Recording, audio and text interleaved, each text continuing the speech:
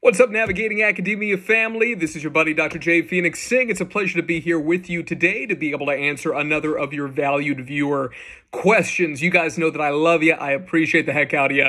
Please do take a moment. It helps us a lot on the YouTube algorithm if you like this video and just place a comment below. Again, it'll boost the algorithm for us big time. So please do give us some love. Super appreciate it, as you guys know.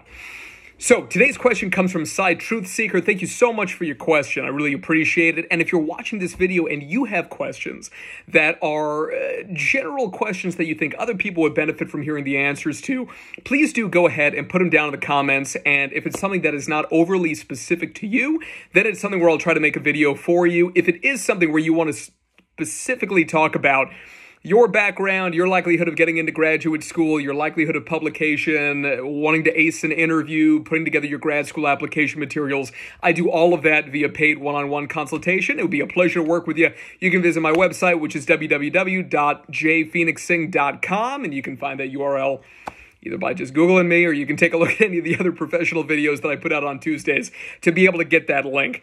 But I want to make sure that because I no longer do free consultations, that any way that I can help you guys, I find a way to do it. So here we go. Here's the question for today from Psych Truth Seeker. So they ask, I just finished a cognitive psych class and loved it. Heading into an abnormal and a personality class this upcoming term. Love those classes. All right. At what point do I need to pick a lane? Is there a way to bridge the gap between cognitive and clinical research, or IO, which is what we call industrial organizational psychology, right? Just kind of like working with businesses and this kind of stuff, right? Or IO and clinical, or are all these just silly questions and you're missing the point? Right, so it's a great question. So absolutely, you're silly. How dare you ask that question? No, I'm kidding with you. Definitely not a silly question. The idea of picking a lane is something that I guarantee you the overwhelming preponderance of individuals who are psychologists have at some stage in their career had to grapple with. You know, I can tell you that for myself, I always thought I was going to be a developmental psychologist.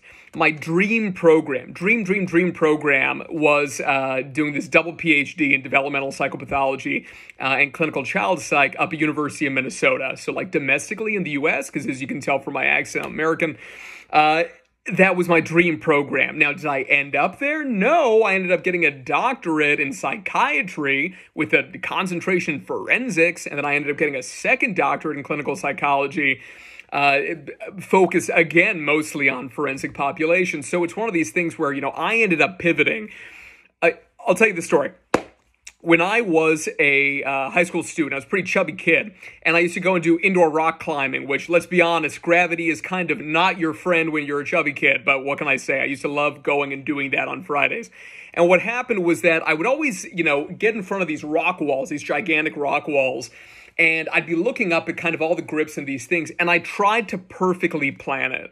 I would look up the thing, and I would say, okay, you know, I'm going to start up here, then I see, you know, this big red grip, I'll grab this one or whatever, and then I'll shimmy over to the right, and then I'll go up there. I try to plan everything out. And one day, I'll never forget, I'm just doing all my planning, and there's this kid, and he was so tiny, and I was pretty tiny at that age too. But this kid comes along, right, and he hooks himself up to one of these auto belay systems. And by the time I even realized that this kid was there, this kid was like 3/4 of the way up the wall, right? So it's one of these things where sometimes you plan and you plan and you plan, and you try to figure out how to do it perfectly. Sometimes you just got to get on the wall. You just got to start, and you have to trust yourself and trust the process enough to know that if and when you need to pivot, you're going to recognize that and you are going to pivot. This concept of being flexible is very, very important. A lot of times, if any of us, you know, we discovered psychology early in life and we said, hey, you know, this is definitely what I want to go to grad school for and these things, it can almost feel painful to kind of move or to shift from the initial plans that we have. But it's very important that, you know, you listen to yourself and that you listen to kind of what your conscience is telling you, I think is very, very important. In terms of the concept of picking a lane, I think a lot of people have a lot of misconceptions about graduate school. And I think that one of the biggest misconceptions is that you're going to do the most seminal work of your entire career when you are a master's or a doctoral student. And if that's the case, I honestly feel bad for people who think that. Why? Because all of us, you know, like getting into a master's or doctoral program in clinical psych is like the pinnacle of our career to date. Okay, but that doesn't mean that then the career ends when you get the degree. No, I always say that the goal of getting a doctorate is literally to get the letters after your name.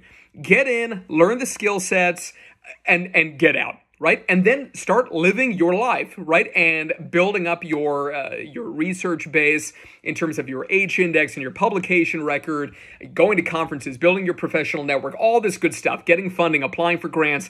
There's so much to be done. And a lot of people, it's almost like they fixate on graduate school and they just think I have to do the most important stuff. And, anything that I'm interested in, if I don't specifically study it in grad school, then it's like I'll never be an expert in it. And I promise you that that's not true. The number of subfields that I've worked in, everything from behavioral genetics to, a ton of forensic psych stuff, but I've definitely done stuff working with kids. I have a textbook that I published with Sage that's all about working with primary school children in classroom settings. Don't pigeonhole yourself. I would say that it is important, though, to think about what kind of degree is going to grant you the maximal amount of flexibility and also just be realistic in terms of what you can actually get into. So, for example, you're going to have a lot more competition going for a clinical psychology PhD than you will for a PsyD. You'll have more competition for a PsyD than, let's say, an LCSW or an MSW, Master's in Social Work, so that you can become an LCSW, which is a licensed clinical social worker. Same thing, you're going to have less competition going for a Master's in Counseling, clinical Master's in Counseling, or a Master's in Clinical Psychology. So it's one of these things where you got to figure out, like on the clinical spectrum, if that's what you want to do, which of those degrees you want to go for. And then, though, you've got other things like, industrial organizational psych, which you mentioned, cognitive psychology, social psychology, developmental psychology. They're non-clinical degrees. These are research degrees, but they can be wonderful degrees. And especially if you want to be a full-time researcher or you want to be a full-time consultant, like doing industrial organizational, you can make a ton of money. I have a lot of friends make a ton of money doing industrial organizational psych, and they've only got like masters in it. They don't even have doctorates in it. So it's one of these things. How long are you willing and able to financially take on the challenge of graduate school? How long do you want to spend until you're actually jumping into the career path? Right? These are all things that you need to kind of consider. In my personal opinion, I find that if you don't specifically want to work only with people in a business setting, then I would say probably not for you. In terms of cognitive, I love me some cognitive psych. But unless you want to be a full-time researcher and academic, I do not recommend getting a doctorate in it. In terms of clinical, one of the big benefits to clinical is flexibility. I'm going to make another video that I'll probably post next week in terms of a part 2 to this, where essentially we're going to be talking about how realistic is it to want to be both a clinician and a researcher at the same time.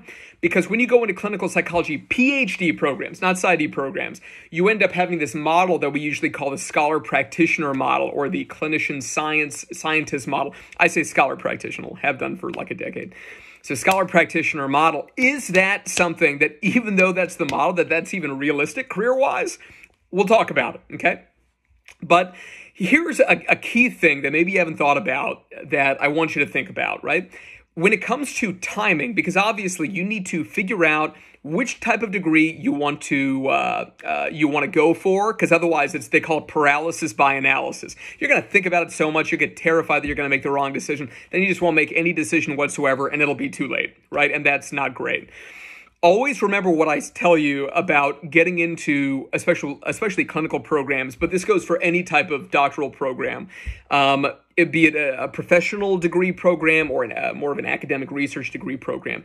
The two keys to the castle are publications and personal connections. Dun, dun, dun. Not GPA, not GRE, not letters of recommendation, not clinical experience, not research experience alone, okay? Publications, personal connections. The earlier you can figure out who your target supervisor is, not the target program. The target program only matters insofar as who are the supervisors, right? Pick a target supervisor, see where they are, right? And then that's the program. Because at the end of the day, supervisors will change universities. You can have somebody at a really garbage university, and then they go to a really good university, and maybe that's going to reflect well on them, but are they somebody that you would want to work with? Is their niche, the work that they're doing, the funding that they currently have, etc., does all that line up with you? Picking a supervisor is incredibly important. I have a video that's coming out later this year that I recorded a few months ago on best practices and choosing. Like, how do you choose a grad school supervisor? So when that comes out, because this video will come out sooner than that one does, be sure to watch that.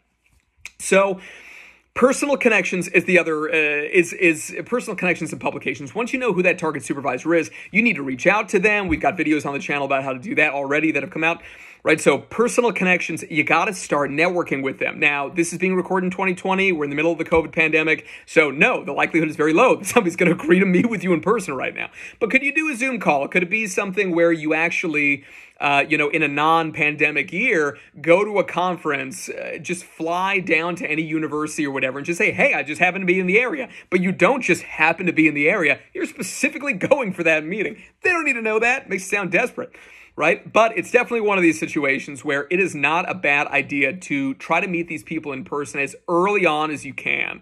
I ended up knowing that I want to go to University of Minnesota literally the week before I moved from Washington, D.C. to Boston for undergrad, right? Which is insanity, right? Like that's not normal. That's not a normal situation, right? But all I'm trying to say is that the earlier you can figure out what that target program is and then who that target supervisor is, the better, right? And I chose the University of Minnesota because of two specific scholars who were there at the time, who were like total heroes of mine in my field, right? So it made perfect sense for me. Publications, same thing. The most important thing here is to have publications, period. Yes, you can be 17th out of 18 authors. I don't care. All I care about, if I'm looking at your CV, is do you come across as the type of person who I would enjoy working with? And one key thing there is that you have shown me through having publications that you are interested in the scholastic process, right? And especially if you're applying for any of the degree programs that you mentioned, so clinical psychology PhD or an IO PhD or a cognitive PhD, cognitive clinical IO, regardless of which one it is, you've shown me that you're interested in that scholastic process. Super duper important. But it's something where if you end up having publications in an adjacent field, so for example, I had one in behavioral genetics, right? Not in clinical psych. But the thing is that I came up with a story. Everything has a narrative. Life has a narrative. Work has a narrative. You got to figure it out. So the earlier you can figure out exactly the type of program, the type of subfield that you want to go into, the better. Because what it's going to mean is that you can get your story straight. You can figure out the narrative that makes sense, that draws a line and kind of takes these common threads and puts them together into a cogent story, something that makes sense for you. Because, for example, I work with a lot of people. So I usually work with anywhere between 4 to 6 people at a time in terms of grad school application mentoring, right? So I have one slot left for this year, by the way, if anybody, is interested in working with me one-on-one to get into grad school. I love doing it. It's like a big passion of mine. Looking at all the materials, assisting with everything, right? Moral support, obviously, is a big one. People get stressed out. I understand. If you're not stressed, that's not good. I want you to be stressed out, right? Otherwise, it's something where if you're not worried about getting in, the likelihood you're going to get in, I would say, is really pretty low. Because it suggests that you don't care enough. And there are people who literally would give life or death situation, like they're just obsessed with getting into school. I'm not saying that's a great situation either, but at least then, you're adequately motivated. In any case, but the earlier you can figure that out, the earlier you can start to put publication ideas kind of together in terms of like I had behavioral genetics, but it was behavioral genetics of aggression. And because I was applying to things having to do with clinical child psychology and developmental psychopathology, I drew the line with bullying. Right. And when I ended up getting into Oxford for my first, because remember I had the 2 doctorates, for the first doctorate, it was a forensic psychology program. And that worked, forensic psychiatry program. That worked perfectly in terms of those things kind of linking up. Right. So in any case, right, that is my recommendation. As early as you can, figure out a target supervisor. That's going to determine what the target university is, so like the department. Publications and personal connections, tailor them, right? As early as you can. But if you're really not sure, remember the story of the rock climbing wall. Be flexible. At the end of the day, everybody makes mistakes in their life in terms of going, everybody will. If you haven't yet, don't worry, it'll happen. Right? Where you're going in one direction, then you're going to end up having to do a really hard pivot. But also remember that just because you're not doing, let's say, like IO work or cognitive work as part of the doctorate, if you've got a clinical doctorate, you can still be working, like, I don't have some IO doctorate. I work with a lot of private companies and a lot of charities. It's something that, again, I'm really passionate about, that kind of consultation. So you can still do it. Same thing in terms of cognitive psych. I mean, cognitive neuroscience is something that I'm very passionate about. I'm pretty well familiar with the literature when it comes to, cognitive neuroscience and aggression. And so it's one of these things where just because you don't have a doctorate in it doesn't mean that you can't be an expert and a thought leader in it and publish on it. All we're talking about right now is getting into one of these programs. So anyway, that is my question, Side Truth Seeker. Thank you so much for watching. Really love you and appreciate you as a subscriber. I hope you guys have a wonderful weekend. Peace.